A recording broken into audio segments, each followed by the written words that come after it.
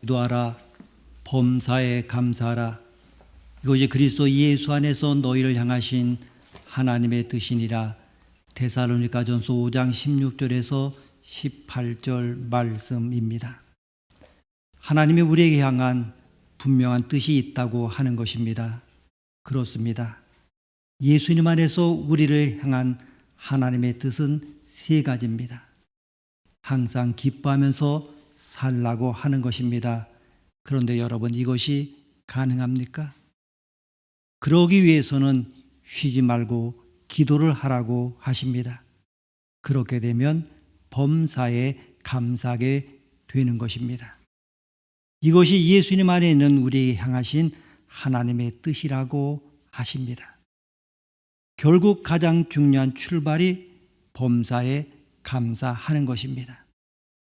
하나님은 우리를 감사하도록 만드셨습니다.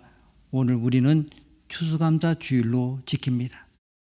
하나님은 절기를 통하여 감사를 상기하도록 인도하셨습니다.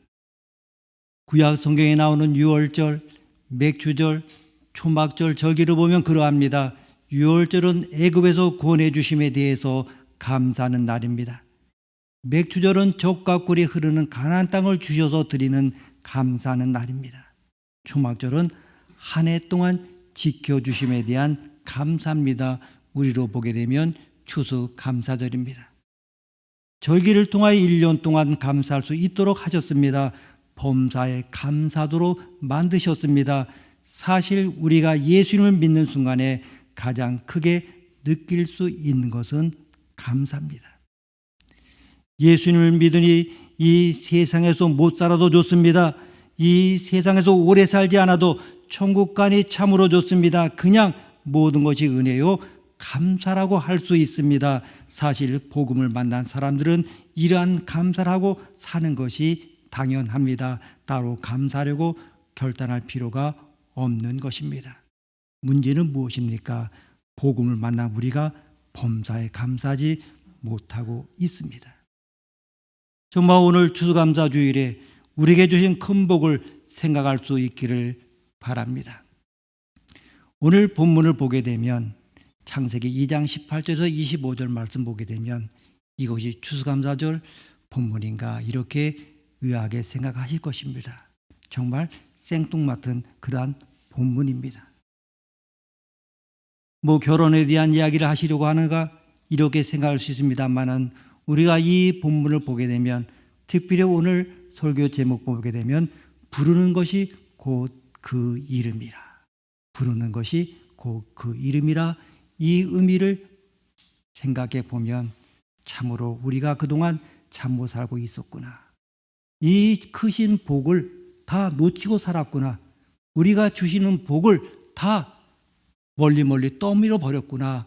이렇게 생각하게 될 것입니다. 여러분, 오늘 우리가 읽은 본문에 보게 되면 중요한 이야기들이 많이 나옵니다. 앞에 1장에 있었던 창조 이야기가 반복되는 부분 필요한 곳마다 확대경으로 보듯이 아주 강조해서 세밀하게 묘사를 해가고 있는 것을 알 수가 있지 않습니까? 하나님께서 흙으로 각종 들짐승, 공중의 각종 새를 지으시고 아담이 무엇이라고 이름을 짓나 보시려고 그것들을 그에게로 이끌어 가신다 하는 이야기가 나옵니다. 그래서 아담이 각 생물을 부르는 것이 곧 그 이름이 되었다라고 되어 있습니다. 에덴에서 태어난 아담에게 하나님께서 처음으로 과제를 주십니다. 이 인생살이 아담이라고 하는 말이 최초의 인간의 이름을 말하는 고유명사이기도 합니다마는 히브리어에서 아담을 사람, 일반을 뜻하기도 하고 인생을 뜻하기도 합니다. 또 아담이 유래된 아다마라고 하는 히브리어는 흙이라고 하는 뜻입니다. 그래서 흙으로 지어진 사람의 인생 전체를 아담이라고 이렇게 말하기도 합니다. 그러니까 보통 명사라고도 할 수 있다는 것입니다. 자, 어쨌든 이렇게 해서 아담에게 하나님께서 에덴에서 허락하신 최초의 과제가 무엇이냐 하면 그 에덴 동산에는 가지가지 생물들에 대해서 이름을 짓는 것이었습니다. 그 에덴 동산에서 있는 그 과제, 이 과제를 고유명사로 생각해서 최초의 인간 아담 개인에게 즉 낙원에 살고 있는 한 특정의 사람에게 준 것이라고 볼 수 있습니다마는 아담이라고 하는 말이 인류를 대표하는 사람이라는 말도 되기 때문에 하나님께서 우리 인간들 모두에게 원래적으로 본래적으로 과제로 허락하신 일이라고도 할 수 있다는 것입니다. 최초 인간 아담이 살게 된 에덴이라고 하는 것은 모든 것이 다 갖추어져 있는 곳 아닙니까? 그런 곳에 해야만 했던 하나님께서 허락하시고 명하신 일은 바로 이름 짓기였습니다. 오늘 본문에 보시면 하나님이 지은 것들을 아담에게 가져오시니 혹은 데려오시니 아담이 이름을 짓고 아담이 이름을 짓는 것이 그 생물들의 이름이 되었다고 하는 말이 나옵니다. 여기서 아주 중요한 문제가 다시 또 한 번 나옵니다. 하나님이 지으신 것들, 하나님의 지으신 자들, 하나님은 지으신 분이신데 그 지으신 것들을 우리들에게 주십니다. 이게 낙원의 삶의 첫 번째 패턴입니다.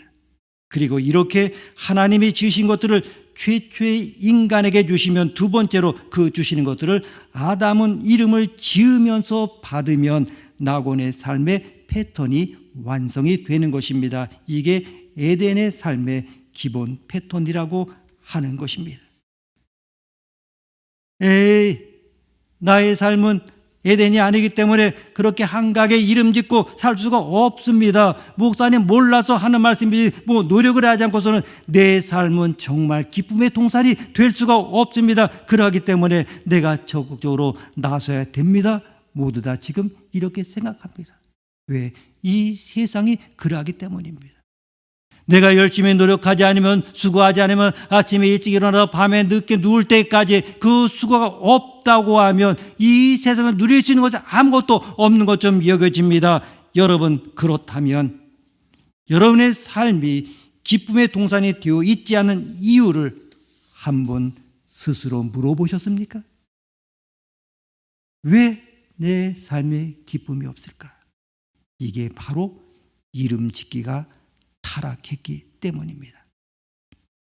여러분에게 삶이 허락되었다고 하는 것은 사자와 호랑이 그리고 물고기와 그 새를 만드신 것뿐만 아니라 모든 현실의 상황을 주도하시는 하나님이 지금의 상황을 허락해 주었다는 사실을 말하는 것입니다. 그러하기 때문에 사자와 호랑이라는 동물에 사자와 호랑이라는 이름을 붙이는 것만 이름 짓는 것이 아니라 내게 하나님에 의해서 주어지는 모든 상황에 대해서도 우리는 이름을 지으면서 살아가는 것입니다. 그런데 왜 내게 주어진 삶의 환경이 저 에덴 같은 기쁨의 동산이 아닙니까? 그 이유가 바로 이름 짓기를 잘못하는 것에 있다고 하는 것입니다. 정말 여러분에게 허락하신 이 환경에 대해서 그 누구도 아닌 하나님이 주관하시며 허락하신 이 환경에 대해서 여러분에게 이름을 짓기를 정말 기쁠 수 없는 상황이라고 지었기 때문입니다. 저 그렇게 지은 적 없는데요, 이렇게 말할 수 있습니다. 가만히 잘 생각해 보면 여러분 스스로가 그렇게 이름을 지은 것입니다. 그렇게 지었습니다. 내 자식이 이렇게 공부 못하는데 어떻게 기쁠 수 있느냐? 기쁨, 아니 그럴 수 없는 상황이야. 이처럼 자녀가 성적이 안 오르는 상황에 이름을 그렇게 잘못된 상황이라고 이름을 지은 거라는 말입니다. 혹시 아직도 마음에 깨달으지 않습니까? 맞아, 이런 마음이 안 드십니까? 돈이 없는데 어떻게 기쁠 수 있느냐? 돈이 없는 상황에 기쁠 수 없음, 이렇게 이름을 지은 것입니다. 여러분들 스스로가 그렇게 이름을 지었습니다. 여러분, 하나님께서 주신 것이니 상황에 대해서 이름을 바로 짓기 위해, 그러니까 우리는 아담이 타락하기 이전에 이름을 짓던 방식을 바르게 깨달아야 한다고 하는 것입니다. 오늘 본문에 보게 되면 아담이 생물과 동물에 대해서만 이름을 짓는 것이 아니라 하나님께서 자신의 갈비뼈를 취해서 지은 여자 역시 아담이 이름을 짓습니다. 그 여자가 아담 앞에 있게 된 것은 어떻게 된 것입니까? 하나님이 데려오신 것입니다. 이때 아담은 그 여자를 향하여 내 뼈 중에 뼈요 살 중에 살이라 이렇게 이름을 짓습니다.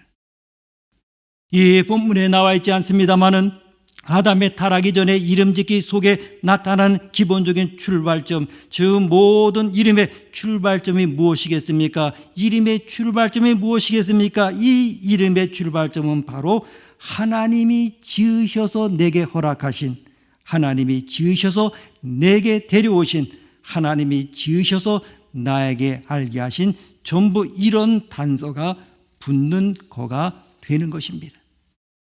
하나님이 지으신 털 많은 짐승, 뭐라고 지을까? 사자. 하나님이 지으신 노란 털에 까만 줄이 있는 이 생물, 호랑이. 하나님이 지으신 나와 비슷한 그러나 기본적으로 구조가 다른 이 생물은 여자. 뼈 중에 뼈, 살 중에 살, 이렇게 해서 전부 하나님이 주신, 하나님이 허락하신, 아니면 우리의 상황으로 말하면 하나님이 알고 계시는 이 상황을, 이름을 뭐라고 지을까? 하나님이 보고 계시는, 이렇습니다. 지금도 여러분 보고 계시지 않습니까? 보고 계시는 이 상황을, 이름을 뭐라고 지을까? 이렇게 하지를 않고 있다는 겁니다. 우리의 삶이 그렇습니다. 예를 들어서 자식이 공부는 안 하고 계속 컴퓨터 앞에서 시간을 공치는 것 같다. 그러면 우리는 그 상황의 이름을 이렇게 짓습니다. 공부를 안 하고 컴퓨터만 하는 저놈은 저대로 나가다가는 큰일 날 놈, 이렇게 말입니다. 이렇게 이름을 일단 짓고 나고 보면 나 스스로가 지어놓은 큰일 날 놈이라는 이름에 맞춰서 우리의 마음이 반응을 하게 됩니다. 내가 이름을 멋대로 지어놓고는 그 이름에 근거해서 그 다음을 생각하게 됩니다. 즉 우리 스스로가 마음속으로 이대로 조금 더 나아가다가는 저 녀석 큰일 날 녀석이네, 이름을 지어놓고는 계속해서 실제 그 아이가 아니라 내가 지은 그 이름에 반응을 합니다. 큰일 날 녀석이니까 뭔가 맞붙어서 조치를 취해야 한다는 것입니다. 저는 컴퓨터만 하다가 소위 시체말로 인생의 대박을 터뜨린 아이들 이야기를 자주 듣습니다.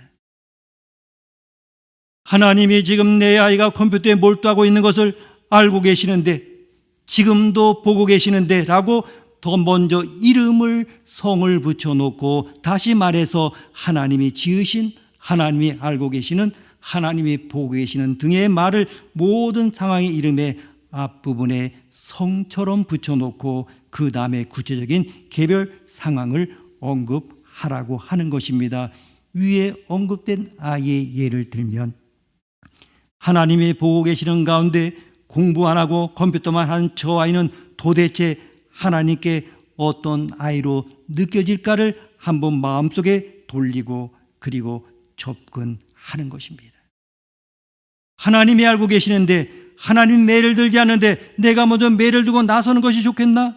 내가 먼저 나무라기를 먼저 하면서 가는 것이 좋겠냐? 그러면 무조건 방주하는 것이 좋겠냐? 하나님이 알고 계신데라는 그 성을 모든 상황의 이름 앞에 놓고 이름을 지으려면 불신앙들이 이름 지을 때 장명소에 찾아가서 물어보듯이 하나님께 묻게 됩니다.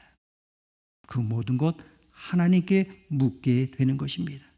하나님, 지금 내게 허락하신 이 자녀의 이 상황에 대해서는 하나님은 어떤 마음을 갖고 계시는 것입니까? 그러면 때로는 이럴 수도 있습니다. 나도라 나도 지금 컴퓨터 게임을 하는 중에 아주 중요한 깨달음을 내가 그 아이에게 주고 있노라. 에이, 뭐 정말 그렇게 말씀하십니까? 그럴 겁니까? 여러분, 우리가 자식을 다 합니까? 자식 속 다 모릅니다. 그런데 이 목사, 하나님이 허락하신 무엇 이런 식으로 이름을 짓는 게 어디 있냐? 이러실 분이 있을지 모릅니다. 그런데 여러분 성경에 보게 되면 온통 그런 이름들 천지라고 하는 것입니다. 예를 들어서 여호와 이레, 여러분 여호와 이레가 무엇입니까? 우리말로 풀이하면 하나님이 준비하셨다. 이거 무슨 이름이 이렇습니까? 정말 이름이기나 한 것입니까? 바로 상황에 대해서 이름 짓기입니다.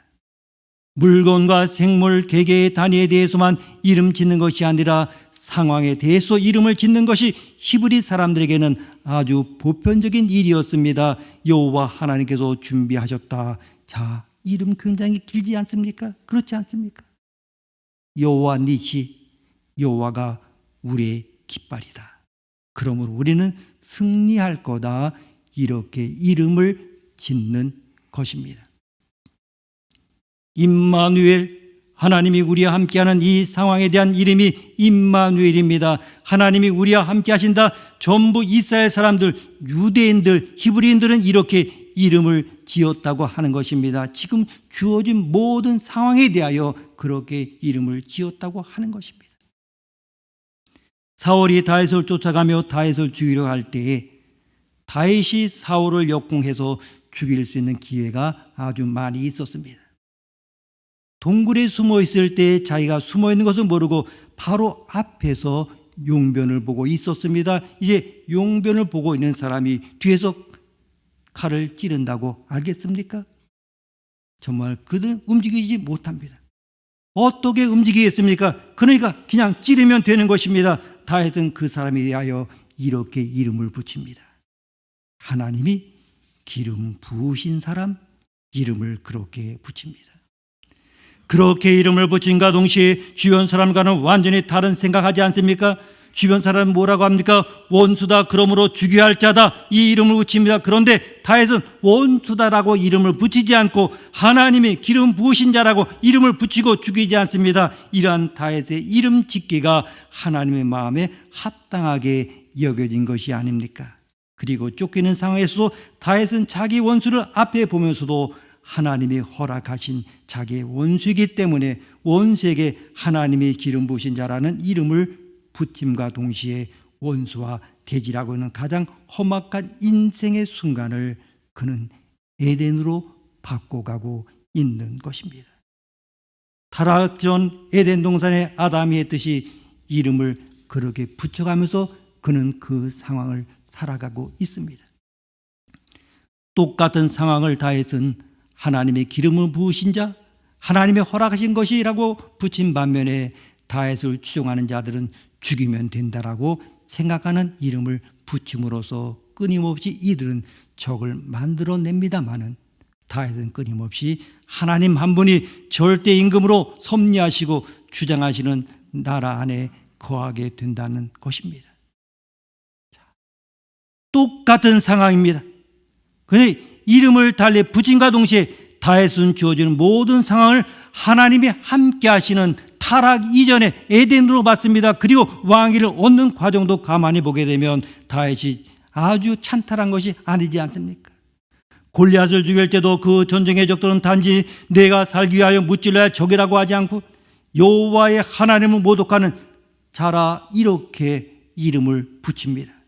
항상 모든 상황에 대하여 하나님을 먼저 생각하고 그 상황에 대한 이름을 그렇게 붙임과 동시에 하나님의 능력이 다윗의 현실로 나타나고 그러면서 점점 더 왕으로 다가갔던 것입니다.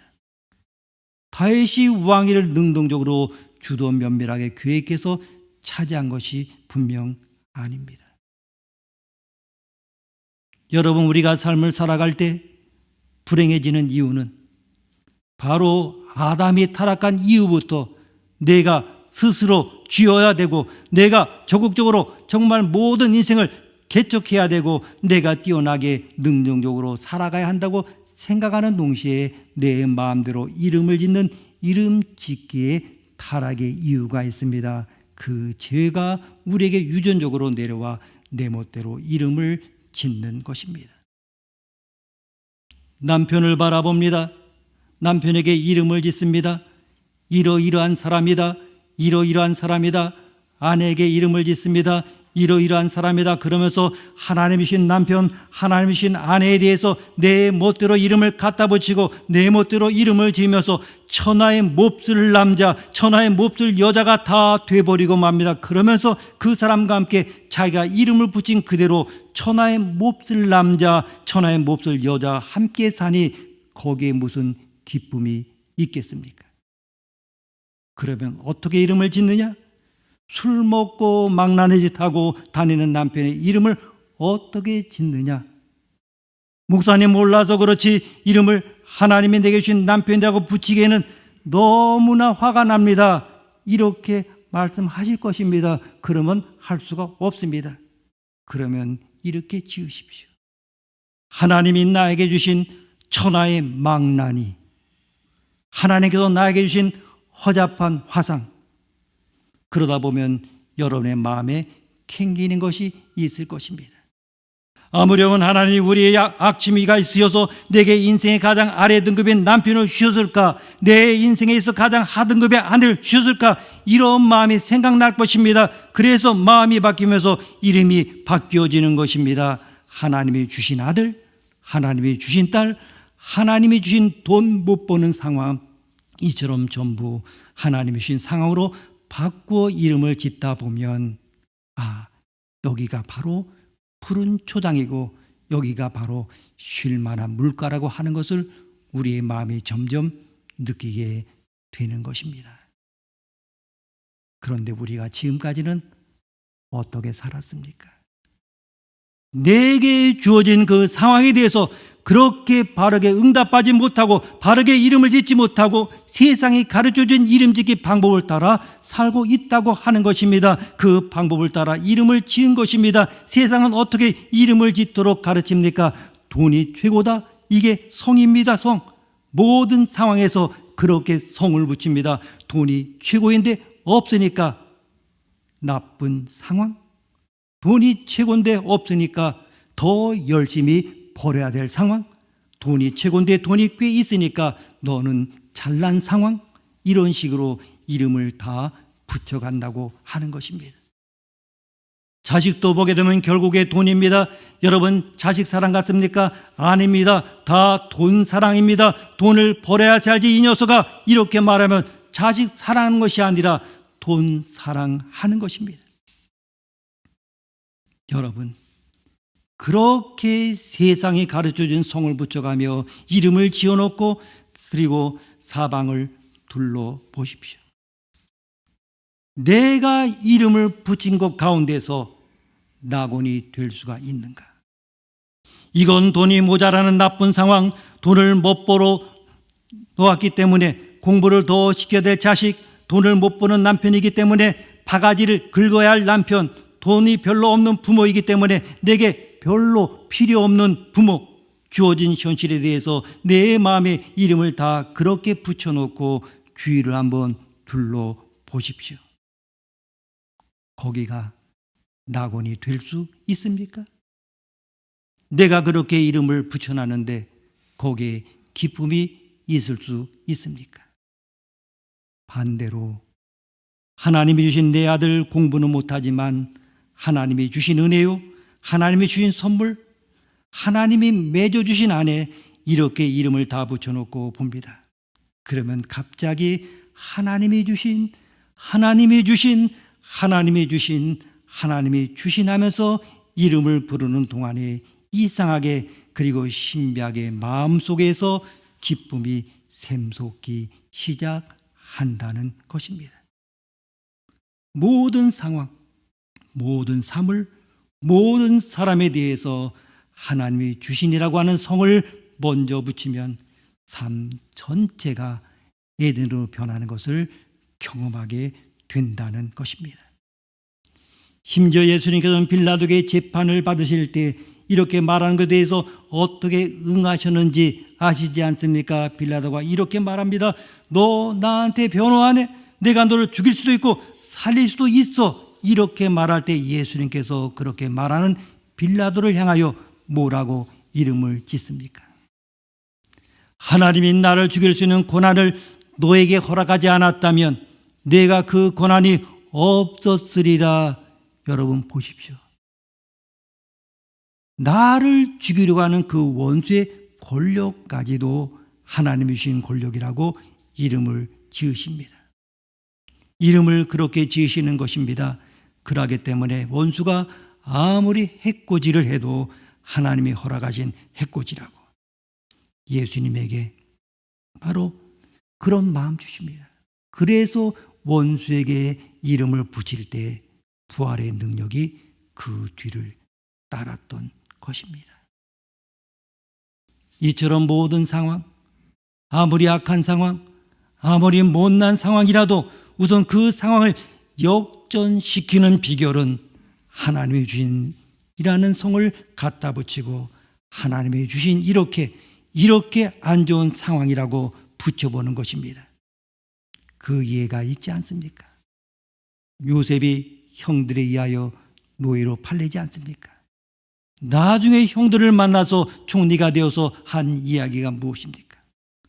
하나님의 형들이 행한 악한 일들을 손으로 바꾼 상황이라고 창세기 50장에서 말하고 있습니다. 하나님의 허락하신 우리가 요셉이라면 어떻게 했겠습니까? 상종하지 말자, 이 형들, 저것도 형들이야, 싹 망해져야 할 나쁜 놈의 자식들, 별의별 욕을 다해서 이름을 이렇게 붙였을 텐데, 요셉은 하나님의 허락하신 형들의 악한 행위이기 때문에 하나님이 손으로 바꾸신 그런 상황이라고 이름을 붙이게 됩니다.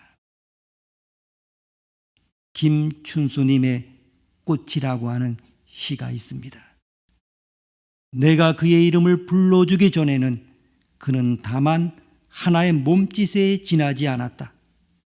내가 그의 이름을 불러주었을 때 그는 나에게로 와서 꽃이 되었다. 내가 그의 이름을 불러준 것처럼 나의 이 빛깔과 향기에 알맞은 누가 나의 이름을 불러다오. 그에게로 가서 나도 그의 꽃이 되고 싶다. 우리들은 모두 무엇이 되고 싶다. 너는 나에게, 나는 너에게 잊혀지지 않는 하나의 눈짓이 되고 싶다. 단순한 이름 하나로 서로가 서로에게 의미가 되고 느낌이 되고 존재가 됩니다. 사랑하는 성도 여러분, 정말 그 옛날 이러한 복을 하나님은 우리에게 주셨습니다. 그 복을 누리며 살아왔습니다. 여러분 기억해 보십시오. 정말 하나님께 주신 그 복을 온전히 우리가 표현하며 살았을 때 우리의 삶과 그것을 다 잊어버리고 이 세상 가치 기준 속에서 이름을 기억하며 살 때의 그 모습 비교하면 엄청난 차이가 나는 것입니다. 얼마나 많은 축복이 있는데 바로 그것을 다른 데 사용했는지를 한번 보십시오. 오늘 피조물인 나에게 주어진 이 하루를 어떻게 사느냐, 받는 것을 잘하면 되는 것입니다. 받는 것을 잘 받으면 되는데 어떻게 잘 받습니까? 무엇을 대단히 계획하여 거창하게 이루려 하시기 전에 지금 주어져 있는 상황에 대하여 이름을 잘 지으면 되는 것입니다. 하나님이 주시라고 하는 그 성을 갖다 붙이고 모든 상황에 대하여 이름을 붙여보십시오.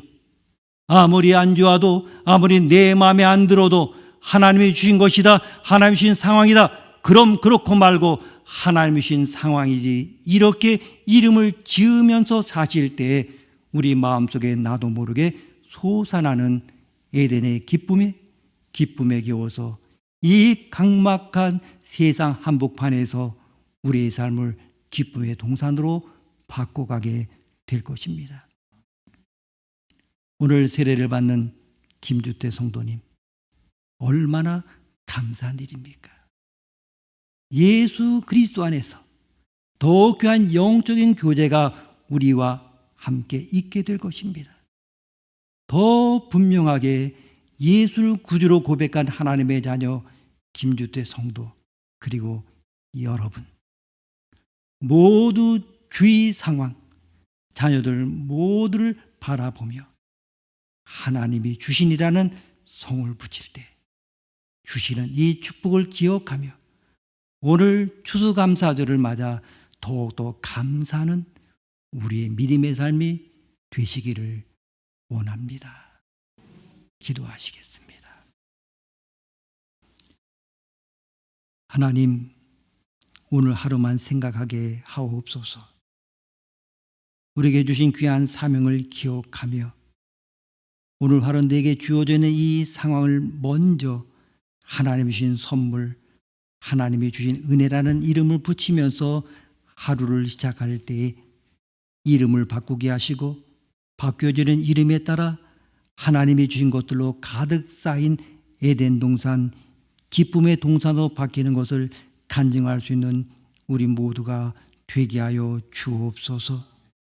존귀하신 예수님의 이름으로 기도드립니다. 아멘.